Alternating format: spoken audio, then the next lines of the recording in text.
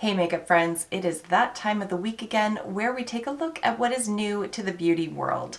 I've got 12 items here. I have ranked them in terms of what I am the least interested in, moving towards what I am the most interested in. So let's go ahead and do this.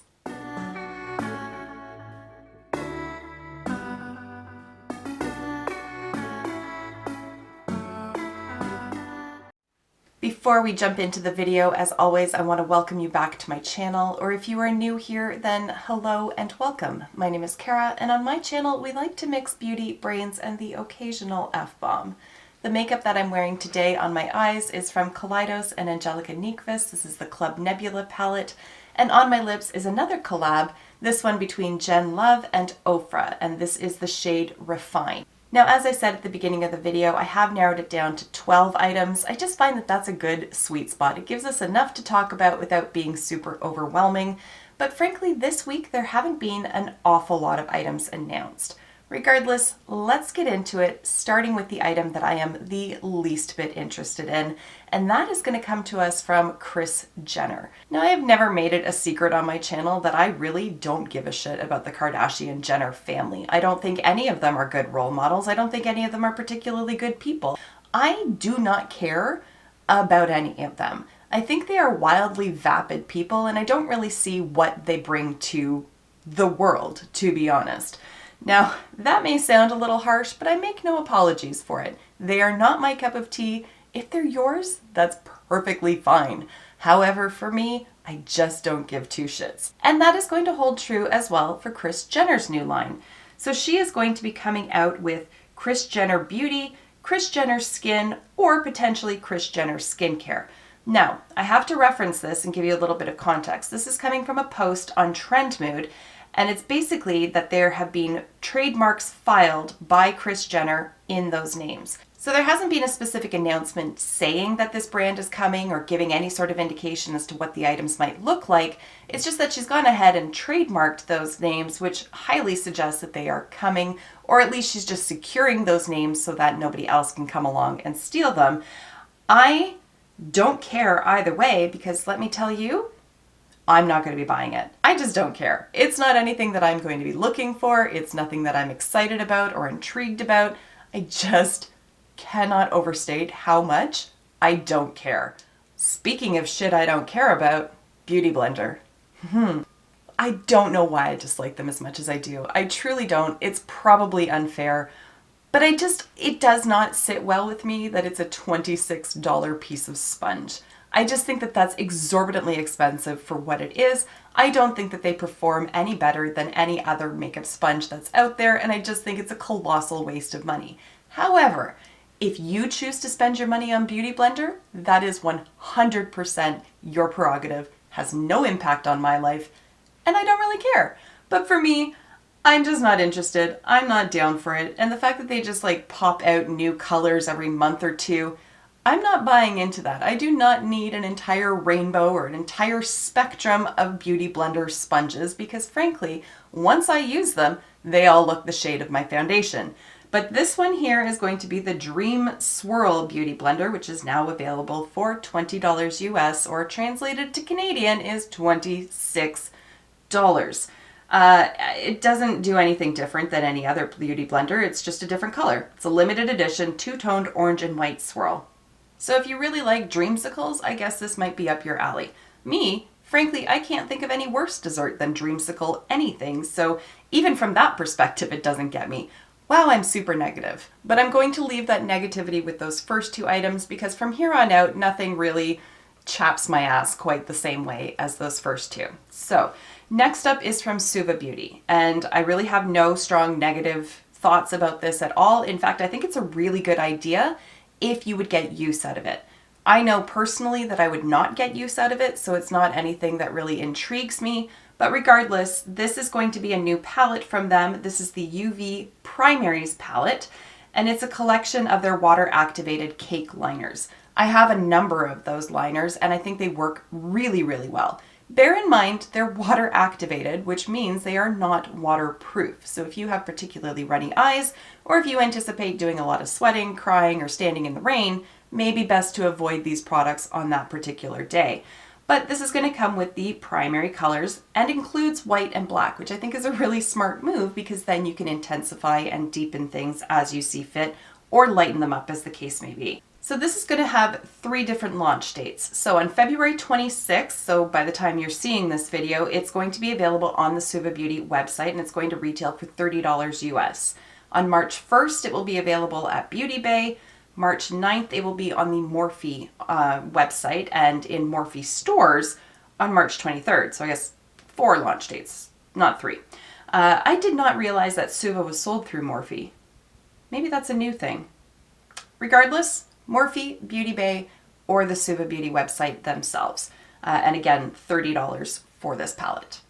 Up next is a new brow product from Huda Beauty, and this is the Balm Brows Micro Shade Brow Pencil. So on one end you get the brow pencil, and on the other end you get the spoolie. Fairly typical sort of delivery system for this kind of product. I'm not necessarily interested in it simply because I don't tend to fuck with brow pencils all that much. Give me a tinted brow gel any day and I'm good to go. I don't really have sparse brows to begin with. I just need to like force them to go in one direction and fill in just a little bit, but pencils aren't really my jazz. I don't really go for them, so I'm not super interested in this, but I think it looks like a good product and I like that it's so thin. Pencils that I've tried in the past have been on the thicker side and then you lose the precision that this one would offer.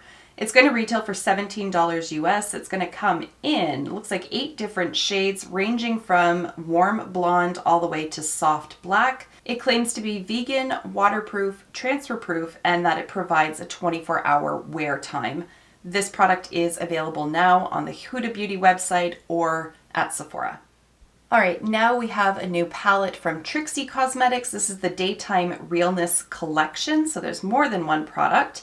It looks like it's going to include an eyeshadow palette with 8 electrifying shades. It's a pocket-sized palette of blues with 5 mattes, 2 shimmers, and 1 metallic shade. The palette is going to retail for $24 US. There's also a blue glitter, which is $10. There's also a Daytime Realness accessory pack, which comes with a variety of stickers, patches, and pins. That's going to retail for $16. There's a mug, there's apparel, and there's also a VIP bundle where you can get the palette, the glitter, and the accessory pack for $46. This is going to be available by the time this video goes up through Trixie Cosmetics website. Now, I don't need a mug. I don't need the accessory pack. I know there's like tons of people love stickers, pins, patches, all of that. I'm just not one of them. It's not really my thing. I think my kids would love the stickers, but then I'd be peeling them off my wall and it's just a whole thing. So that doesn't really draw me in. The palette itself is kind of cute. I love blues, but I have a plethora of blues and so I just don't need this. I certainly don't need another mug, and glitters, I always love the look of glitters, and then I get sucked into buying them and then they arrive and I'm like, but you're a pain in the ass to work with, and I very rarely end up actually using them. So this whole thing is a pass for me, but I do like the mini size palette, the curated color set. I like that. It's just not something that I'm looking to purchase. Now, I just said that my kids would love the stickers that Trixie Cosmetics coming out with. I think my daughter would love this palette as well. This is a new collab from Hipdot and Peeps. I always find it really weird when like candy does a collab, like the Hershey's Kiss one we had a little while ago, and I'm sure there's others, but I just always find that really funny because I'm like, do the people that make sugar-coated marshmallows really give 2 shits about eyeshadow? I suspect not, yet here we are. Frankly, I think it's cute. I don't want it, but I think it's cute, and I really think my daughter would love it. The little sponges are meant to look like Peeps. They even have like little Peep faces. It's precious. It's really precious. The color story is really cute as well. I mean, it's very springy, very Easter kind of appropriate. I think it's really cute. I think I've said that an abundance of time. If the swatches can be believed, these are sort of pastel shades that have a lot of impact. I don't know. I have no experience with Hipdot products. I have no idea what their quality is typically like. And often swatches are, shall we say, amped up when posted to social media. But I think it looks like a cute, fun, colorful little color story, and I really like the little marshmallows. They're not marshmallows, the little sponges. I think they're adorable. It's not enough to make me buy them, but I appreciate what they've done here. I think it's cute. So if you are interested, the palette's going to retail for $24. All 6 shades do come in a matte finish. And then the 4-piece sponge set is $16. Or you can buy the bundle for $40, which is the exact same price, so I don't know why they even list it separately. Or why I just mentioned it. It's because I don't read the descriptions before I sit down to film, so it's always new information to me as well. And whenever I see the word bundle, I assume there's going to be a couple dollars knocked off, but not in this case. Okay. It's going to be available on March 2nd, both on the Hipdot website and through Ulta. Next up, we have a new release from Colourpop. This time it's a collab with Bambi. So there's going to be 3 different 5-pan eyeshadow palettes, 3 eyeliners, 3 luxe lip glosses, a Pixie Poof highlighter in the shade Morning Light, as well as Oh Dear faux lashes. It's going to be available by the time this video is up, and it's going to have various retail prices. It's also coming to Ulta on March 14th. Now, I really appreciate that Colourpop resisted the urge to put in pressed glitters in these 5-pan palettes. Having said that, I'm not super excited about this. The only one of the palettes that draws my eye is the purple one called Flower, but even at that, I already have purple palettes and I really don't feel the need to add this one to my collection.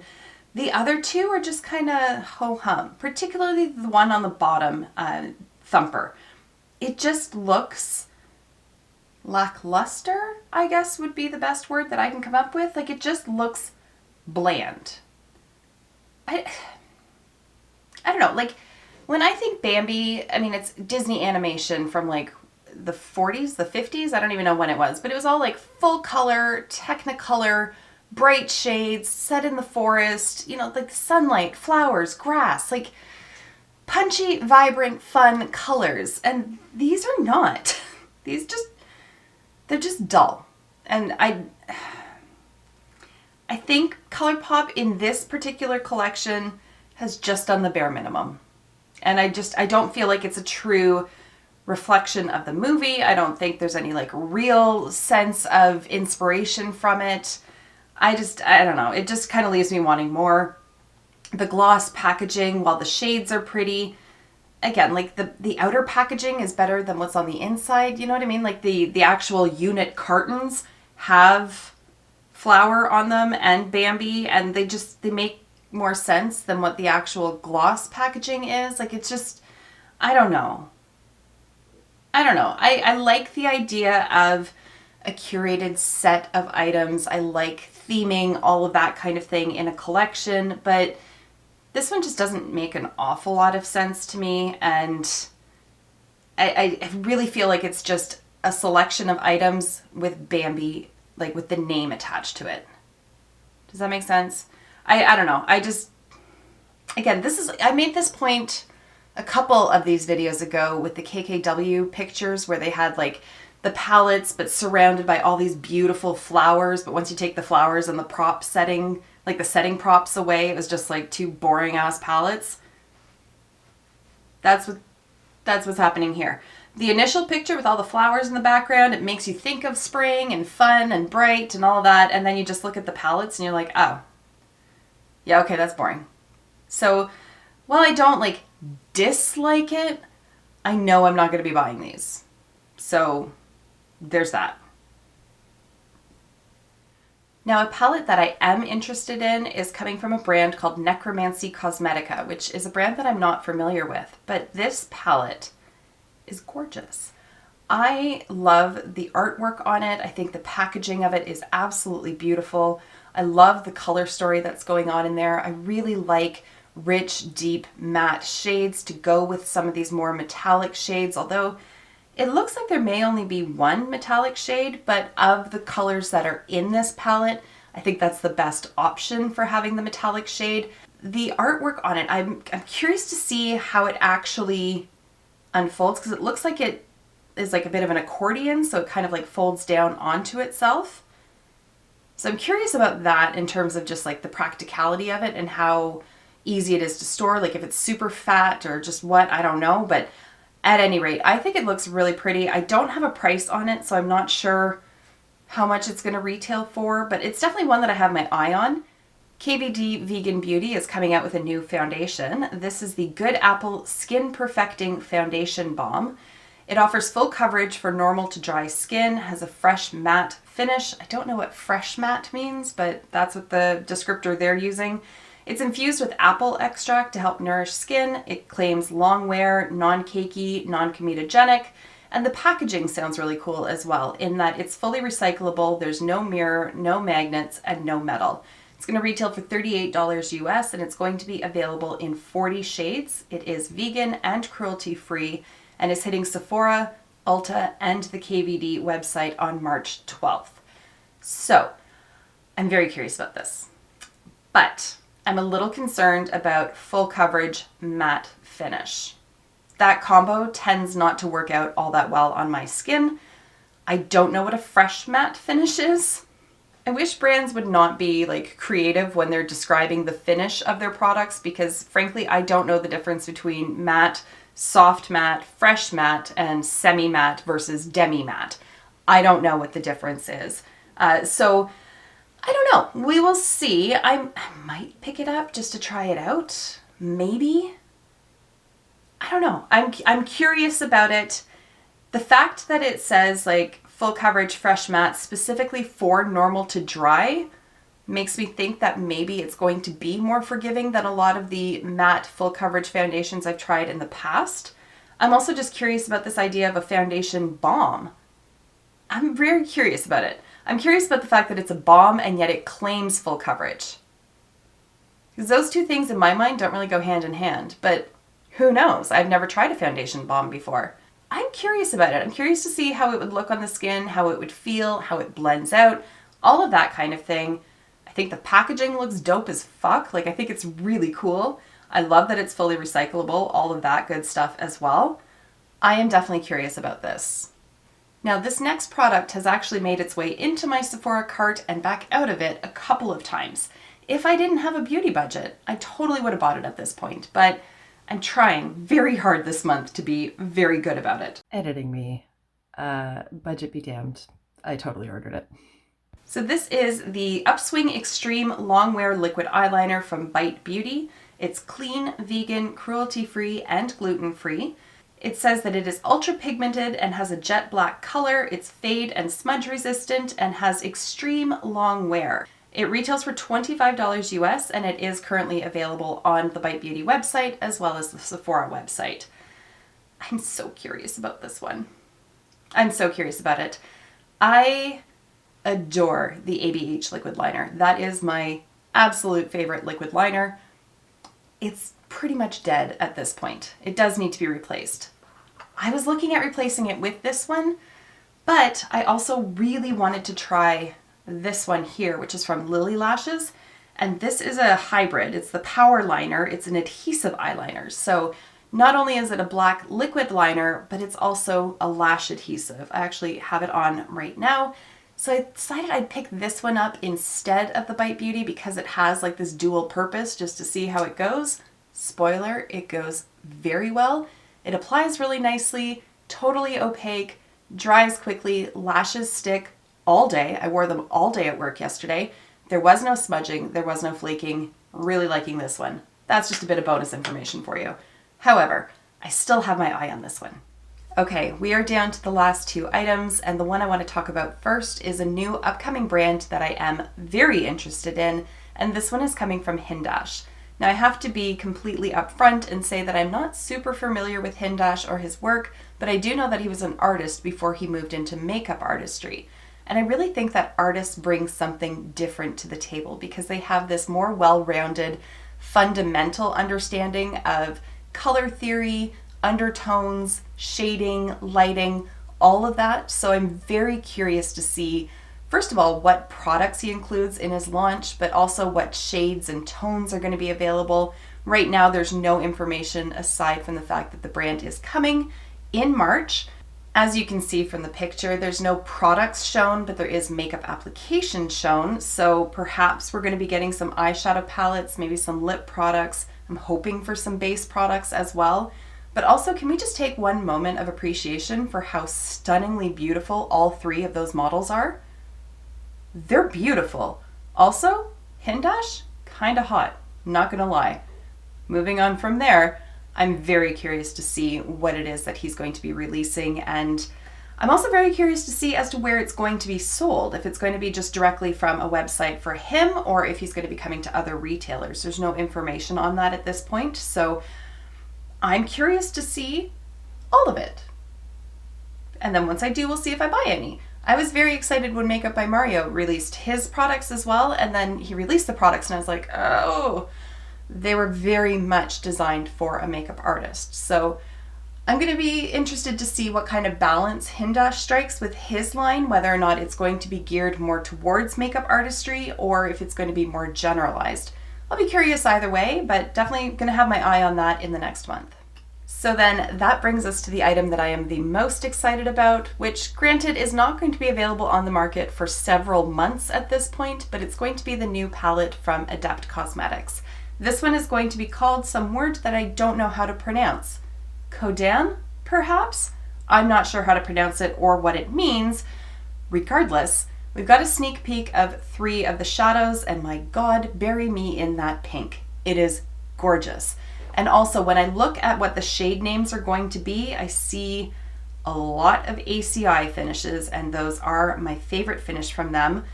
It's all ACI plus that shade Kodan, I'm just going to say it, I don't know how to pronounce it, and then 2 mattes as well. I cannot wait. I cannot wait to see what it's going to be. I already know that I'm going to want it. I love Adept's palettes. I love the Plain Jane. I'm very excited to get my hands on Ninhydrin. And then this one, I'm also very curious to see how it's all going to flesh out, what kind of shades are going to be included, all of that good stuff. But they just released Ninhydrin and there was it sold out within seconds. So they have pushed the release on this one back. I'm not sure when it's going to be released at this point, so I expect that they're going to be trying to fulfill their pre-order for Ninhydrin, which right now has an estimated shipping time somewhere between May and July. So I'm going to guess late summer for this one, but I wanted to include it in this video because they did do the sneak peek.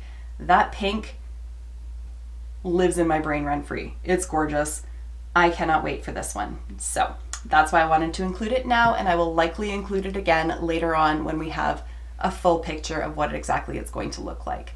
But for now, that is it for this video. I'm going to wrap it up here. As always, please let me know down below what it is that you are most interested in, what are you the least interested in, all of that good stuff. But for now, I'm going to thank you for taking the time to watch, and I will see you in my next video. Until then, just be a decent human being. Bye for now.